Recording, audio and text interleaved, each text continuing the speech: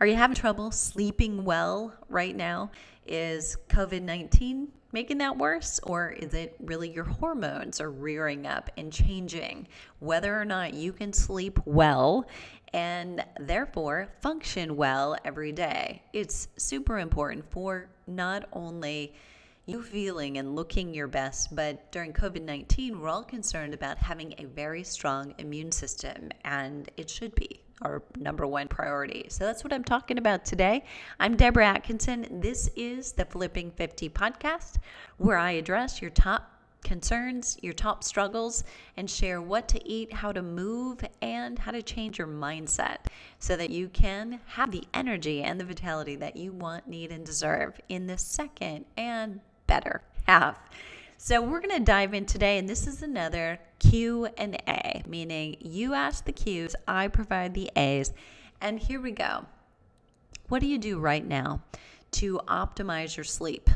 If you're not sleeping well, here's why and what might be happening. It could be your exercise.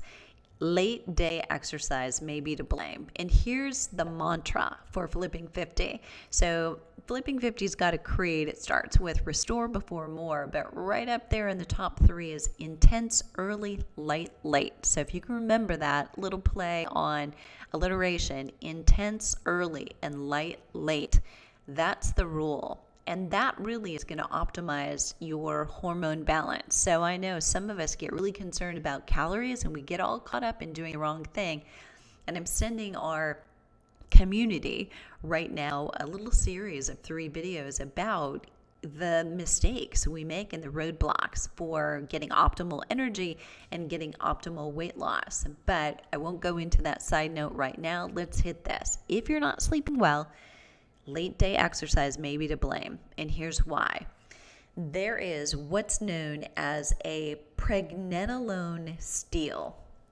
So of all the sex hormones we talk about during menopause, we know about estrogen, testosterone, and progesterone. We hear most about those, but there is one, kind of a lesser known one, called pregnenolone.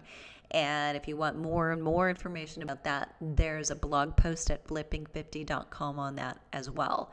But the Pregnenolone Steal, if you will, is your body basically, it does whatever it needs to do to operate. It's like a woman, right? It's going to get the job done no matter what. You ask me to do it, I'll do it. I'll figure it out. I'll show up. I'll sacrifice myself. And that's what happens. So in times like these, at times of day when cortisol is naturally lower, most of us have a lower cortisol at 3 p.m. and 4 p.m. and 5 p.m. than we do at 8 a.m. At least that's what's supposed to happen. Your cortisol level should wake you up in the morning naturally. You feel more productive, more energetic, more able to be thoughtful, creative, problem solve early in the day. And in the afternoon, it's kind of like, I should do other things, or I can do other things still, but I can't function quite as well. Hey, Bobby K, let's go to the beach, please, right now. So in times like this, we're in the middle of COVID-19. We've all got cortisol probably lower. And I know that seems strange, but, we're all used to talking about stress and cortisol must be high. It's at an all-time high. But we're about 2 months into this thing, whatever this thing is, that we still don't know what it's going to be. And if you felt like you've really tipped the cortisol in the wrong direction, you've been at a high for long enough that your high is not as high as it used to be. So you may not feel like you actually have the lift in the morning that you used to. You may notice when you get up in the morning, you don't quite have that edge, that you-ness, right, that you normally do. So what's happening is you don't have enough cortisol to properly support high-intensity exercise late in the day. And that happened 6 months ago for all of us. That happened next year. It's going to still happen. That's true for most of us. We just don't have as much cortisol late in the day to support high-intensity exercise. So the best time to do your high intensity is early in the day. And that that little tip that I've shared for years seems counterintuitive to a lot of women, thinking, well, if I don't have energy later in the day, I should exercise so I have more energy. So if you're thinking that, you're not alone. That's not crazy. So what I want you to realize is cortisol is also your energy hormone. It's a good guy, right? As well as the stress hormone.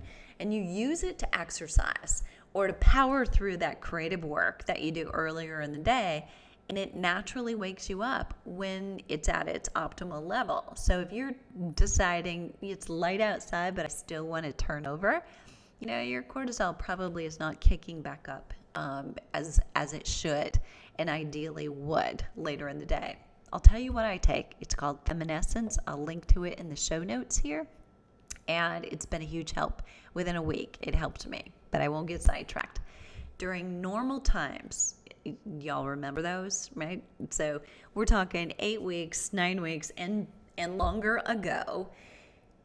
When you're upset or you are stressed, say, pretend, right, that you had an argument with somebody. And let's say you feel better when you go and do like a really hard workout. You just like, I got to get out of here. And you go run or you go walk fast. If that's your jam, you go lift some weights and you feel a little bit better. Well, what's happening there is when we get some angst, right? We get that feeling of I'm all keyed up and oh my gosh, I want to hit somebody, but we know that's not appropriate. Then you release that. You're releasing a little adrenaline or cortisol, and then you're getting back to levels where, okay, I can deal with it now, right? Still mad, stressor's still there, but your coping skills are a little bit better. That's really what should be happening. You purge a little cortisol off. Well, when you're in, say, an unexpected crisis lasting weeks that turn into months with uncertainty, your cortisol levels are already compromised. So that little beg, borrow, steal that happens from the Pregnenolone Steal, borrowing from wherever it can get it, could just throw you under the bus. So if you're trying to power through and do late day, high intensity exercise, either because that's always been your habit or you're still working. Maybe you're working at home or you're working in an office, you've got to commute and it still is late day for you. When you exercise, you may want to look really closely at even at least temporarily. If you're not thinking, I'm game on, I'm just exactly the way I want to look and feel right now, you may want to change things right now to adjust and kind of respond wisely to what's happening during Corona. So it's not that you need cortisol to sleep, and so that Pregnenolone Steal is hurting that. Cortisol is supposed to be low, at an all-time low at 2 a.m. so that you're sleeping. You don't have energy because we don't want to be up then. But you do need pregnenolone to chill and to relax and to get to sleep. So if you've needed that pregnenolone to boost cortisol for late day exercise, then it's not going to recharge and help you ramp down, calm down, and get to sleep. So that Pregnenolone Steal does more harm than you need it to. So what's a girl to do when it's late day exercise or no exercise? Because some days are like that. I get it. Remember this, that Flipping 50 says light late. That is going to be best. Even if you're thinking, but I want to lose weight. That's my goal. So I've got to be burning calories. Keep in mind, you're still defaulting to 1987's calories in, calories out deficit being enough. If your hormones aren't balanced, they're the ones that control whether you burn fat or whether you store fat. And let me say that again, whether you burn fat and whether you store fat. So it tends to, if your hormones are imbalanced, you're probably going to store more fat and fat burning is turned off. So even light day exercise may actually support more balance, better, more optimal cortisol and pregnenolone so you can sleep better. That in turn is going to help you lose weight. So less exercise, just the right kind at the right time, actually does work. So ultimately, remember this, I'm going to say it again. If you're calorie counting, you're calculating calories burned from high or low intensity exercise, you're missing the fact that hormones control what you do with those calories. Hormones control whether you store or you burn calories. Even in the presence of a calorie deficit, without balanced hormones, you won't lose weight. And potentially, you could gain weight due to inflammation that you're causing. The exercise type you do and the time you do it determine your influence on hormones and your ability to lose weight. And I want to say this, I realize not everybody needs to lose weight, so I don't even want to push you in that direction. That's not what I'm saying. Just a lot of you have told me that you do, but we almost all want high energy, and we all right now need a strong immune system. If you want that, the same rules apply. A great study, for instance, would be take a group of menopausal women in the same hormone status, right? So let's say very low late-day cortisol. Have them all exercise using high-intensity interval training either at 7 a.m. or at 5 p.m., 2 or 3 days a week for eight weeks. That would be a great study. The lower intensity later in the day will probably support your ability to calm down and maintain its level of pregnenolone so you can chill out and optimize your sleep. Unfortunately, that study has not been done. Unfortunately, that study may not be done because even though you can find a group of women who are in menopause and maybe have a similar hormone status, it's hard to qualify and put them all at the same place at the same time because your hormones, as you well know, change from month to month. It's not exactly the same. And if you're in perimenopause or menopause, it's kind of like a roller coaster. Even 1 month is different than the next month, or it's going to be different in 3 months. So even in an 8-week study, there's so many variables that it's hard to capture a real good snapshot of what happens during perimenopause with fluctuating hormones. But we do know in stressful times, your cortisol is being tapped out. And although it may feel, and we talk about cortisol being high and it's crazy, it also is low at the wrong time. And that's not ideal. I hope that was helpful. Shift your exercise so you're doing intense early and light late, and you'll get better results.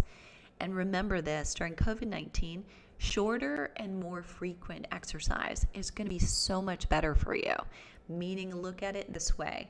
What you want is go for a 20 or a 30-minute walk. Do a 20 or a 30-minute interval training. And I'm going to have to go and do just that, with our cafe members in a minute. Do 20 or 30-minute strength training sessions. Do 20 or 30 minutes of yoga. You can do several of those in the course of a day, but you're going to get better results if you do something in the morning and at noon, and for an afternoon break and in the evening, and you keep it according to intense early and light late. You'll get far better results boosting your immune system and not zapping it if you rev your immune system up repeatedly during the day. Then a long exercise bout that actually starts to turn your cortisol back on in a negative way. So it's less and yet more frequent and more effective to do exercise in little bits and pieces. And the good news is most of us are like, thank goodness, I can commit to that.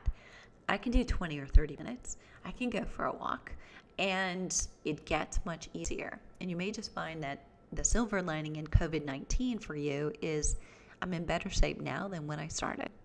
That is my hope for you. The show notes talking about how you can sleep well will be at flipping50.com/sleeping well. But if you're watching this live, they won't be on yet because we're doing this live and it hasn't been in post-production yet. So if this was helpful, please share it with a friend.